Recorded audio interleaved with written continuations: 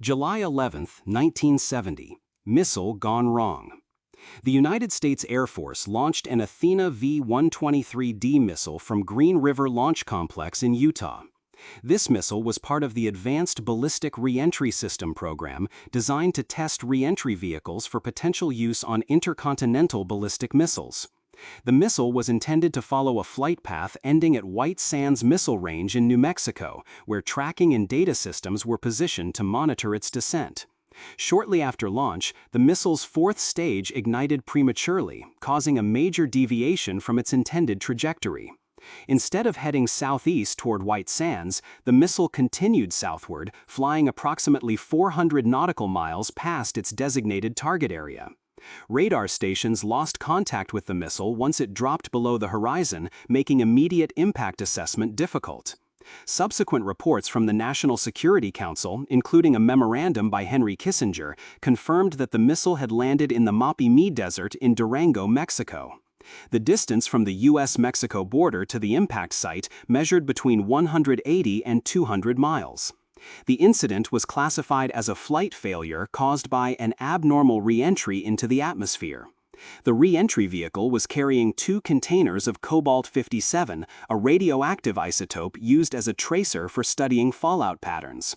Though not a fissionable material, the presence of cobalt-57 raised concerns due to its radiological properties.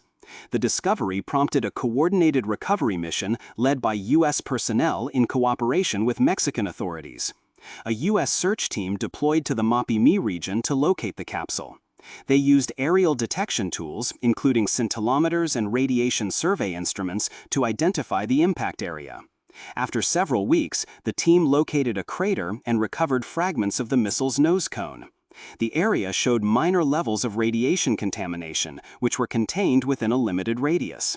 Soil samples taken at the site confirmed low-level radioactivity. As a precaution, the United States removed contaminated soil and transported it back to a secure facility for disposal.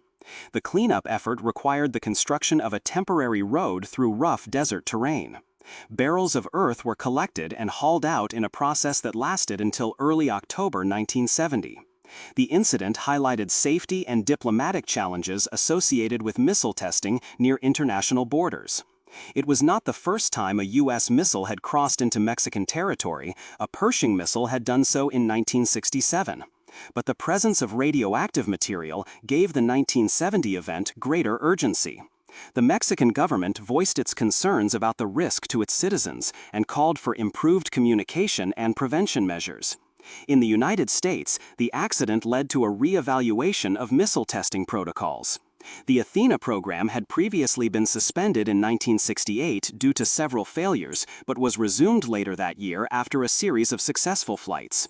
The 1970 incident, however, reignited concerns over range safety and the reliability of guidance systems.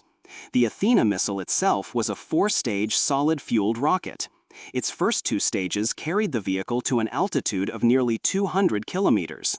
The final 2 stages propelled the re-entry vehicle toward Earth at speeds over 15,000 miles per hour.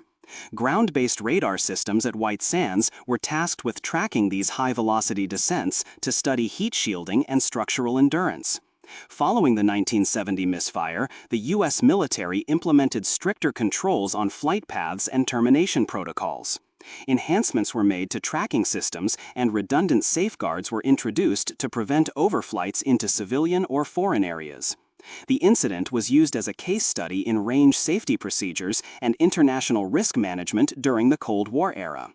The site of the crash later gained a reputation beyond its historical significance. The Mapimí Desert became associated with myths and folklore, including claims of electromagnetic anomalies and UFO sightings. Though these claims emerged years after the incident, the Athena crash played a central role in drawing public and scientific attention to the region.